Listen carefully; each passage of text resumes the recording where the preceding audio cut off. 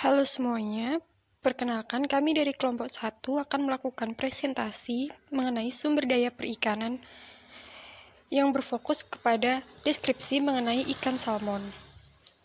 Berikut merupakan anggota kelompok kami, yaitu ada Justin Filippo, NIM 03, Made Bayu Krisna, NIM 07, Niwayan Wiwi Ari Perwati, NIM 08, Destiana Maharani, NIM 11, dan saya sendiri Anggita Nur dari NIM 34. Ikan salmon tergolong ke dalam ikan yang beruaya, karena ikan salmon merupakan ikan spesies Anadromous di mana hidupnya tumbuh dan besar di laut, kemudian beruaya atau berpindah mencari air tawar untuk melakukan pemijahan atau bertelur. Hal ini sesuai dengan pernyataan Leslian pada tahun 2012 yang menyatakan bahwa ikan salmon adalah spesies Anadromous, yaitu spesies yang berimigrasi untuk berkembang biak. Ikan salmon akan melakukan ruaya pada musim gugur, kemudian telur menetas pada musim semi. Ikan yang baru lahir akan tumbuh di perairan tawar, hingga ikan salmon cukup dewasa, kemudian akan mulai berimigrasi ke laut. Berdasarkan hal tersebut, ikan salmon termasuk ikan yang tergolong dalam ikan yang beruaya, di mana ikan salmon melakukan ruaya pemijahan. Siklus hidup ikan salmon menurut Heri Mulyadi 2013. Pada musim gugur, ikan salmon beruaya untuk melakukan pemijahan sejauh lebih dari 1.400 km. Telur salmon disimpan dalam kerikil di sungai yang mengalir. Setelah pemijahan atau bertelur, terkadang ikan salmon akan mati dekat dari tempat mereka menetas. Telur ikan salmon menetas di musim semi, dan alevin tumbuh dengan cepat. Kemudian, anak ikan salmon terus bertumbuh ke arah kedewasaan di sungai dekat tempat kelahiran mereka.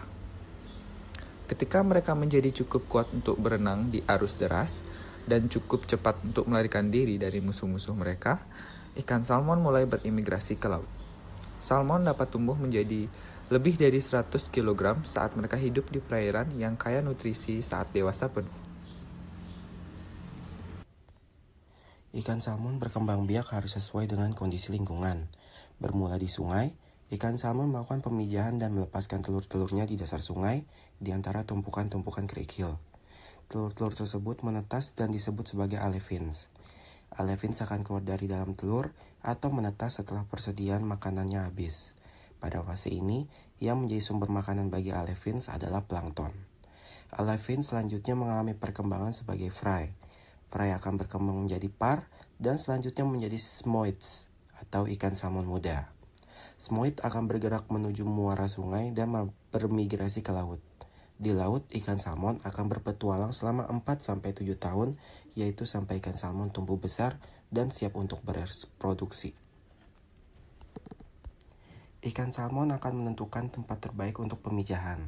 Di daerah yang bermusim 4, ada ikan yang melakukan ruaya overwintering, yaitu pada musim dingin, pergi meninggalkan tempat daerah makanannya menuju ke daerah tempat lain selama musim dingin. Misalnya, ikan salmon yang mengadakan ruaya overwintering.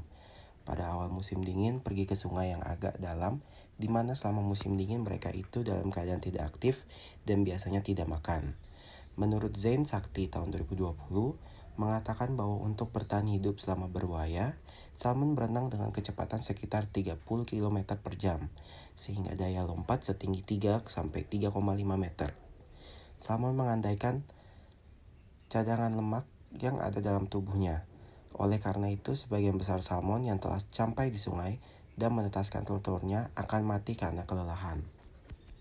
Salmon melakukan ruaya dengan cara anadromus, yaitu ikan salmon tinggal dan hidup di laut. Namun, untuk berkembang biak, ikan salmon bermigrasi ke air tawar.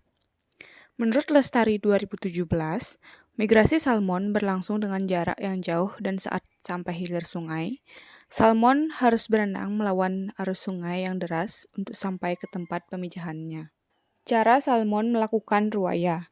Yang pertama, salmon lahir dan hidup hingga remaja di sungai. Yang kedua, setelah remaja, salmon akan bermigrasi kembali ke laut. Yang ketiga, selama hidup di laut, salmon memangsa udang, kepiting, dan invertebrata lainnya. Salmon menyimpan energinya untuk migrasi yang panjang. Selama berada di sungai, salmon akan berhenti makan dan akan memakan lemak dari tubuhnya selama masa pemijahan.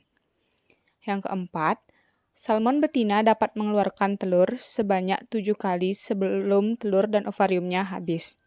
Oleh karena itu, salmon bisa mati kelelahan setelah bertelur, di samping salmon tidak makan selama berada di air tawar.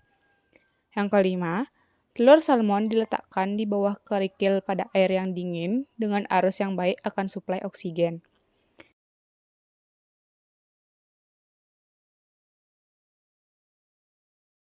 Suasana pemijahan yang baik dan bisa berhasil bagi salmon yaitu telur salmon diletakkan di bawah substrat berkerikil dengan suhu air yang dingin dan berarus yang baik agar mendapat suplai oksigen yang cukup.